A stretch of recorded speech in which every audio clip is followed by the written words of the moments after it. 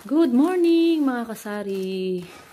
7:30 AM, ayan, dumating si Yakult Deliver. So, ito lang kinukuha ko, tigka kalahati lang. 250, 50 ang isang pack nito. Ang bentahan ko is 12 pesos. And then mamaya, dadating naman yung deliver ko ng soft drinks. Kasi nga, paubos na ang aking soft drinks. As in, simot na simot na. Hintayin ko na rin si JTI.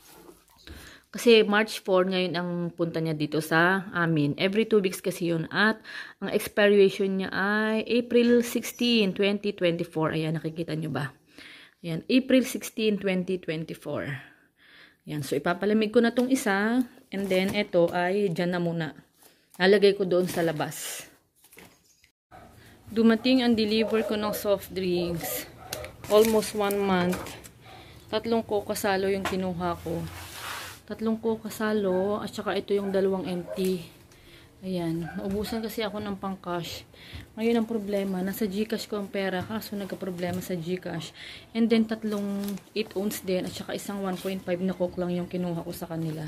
At ang total na napagbayaran ko is 2,105. So ngayon, mag-aayos muna ako. Naka-close ang aking tindahan ngayon kasi nga, kagagaling ko lang sa munisipyo. Pinakapon ko yung aking alagang pusa.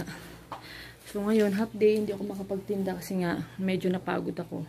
Tapos, dumating din pala yung parcel ko. Ayan. Gulo-gulo. Ayan. Ito yung cage. Ay, Diyos mio. Pagkakagulo ng bahay kapag wala ako dito sa bahay. Ito yung aking pusang pinakapon. Ayan. Libre kasi ang kapon dun sa munisipyo eh. Kaya, sinamantala ko na. Mag-aayos muna ako ng mga ano ngayon. Wala pa akong benta oh. Coins lang. Mag-aayos muna ako ng soft drinks kasi I'm sure mamaya maraming bibili. At last, ito ay siguro last na deliver na to.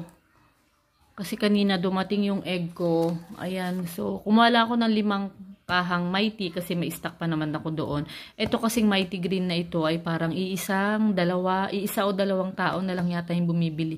Tapos pa stick pa. Ito naman Camel na ito ay ito na yung pumalit dun sa Marlboro. Kasi yung red na Marlboro namamahalan na sila kasi 9 pesos o 10 pesos na ang bentahan. Ito kasi 6 pesos lang. Last 2 weeks, meron akong na-credit na 608 pesos. So, binayaran ko yon.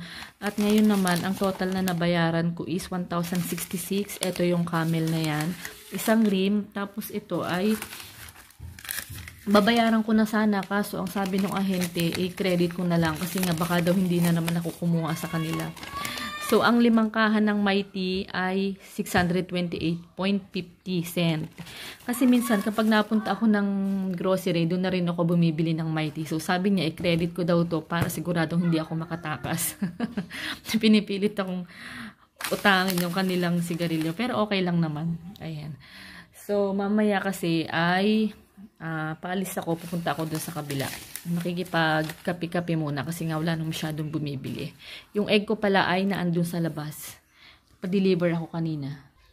Ayan, bali 3 tray na egg. Ayan, naubos na yung isang tray kanina. May bumili ng 20 pieces na itlog. Tapos, ito yung 2. Ayan, 220 na lang ang isang tray nito. Medyo malalaki pa naman. Tapos, mamaya pala, baka may mag-deliver sa akin ng uling. Kasi nga, ang dami naghahanap ng uling. Tapos, wala naman akong naibebentang uling. 325 daw ang uling. Tapos, ito yung mga plastic. Ayan. Ito pa rin yung mga plastic na binili ko noon. Hindi siya nagagalaw. So, ayan. Mamaya, hintayin ko yung uling at magre-repack ako. Pahabol na deliver pala itong uling. Nakabili ako ng uling. 350 ang isang sako. So, bukas ko na siya i-repack kasi nga medyo pahapon na at marami pa akong gagawin na yan. Medyo malalaki yung tipak niya at malaki yung sako. Parang ito yung, kumbaga 60 kilos na sako. Ayan. So, bukas, i-repack namin ito ni Daddy habang naandito sa bahay. So, nandito na lang guys. Bye!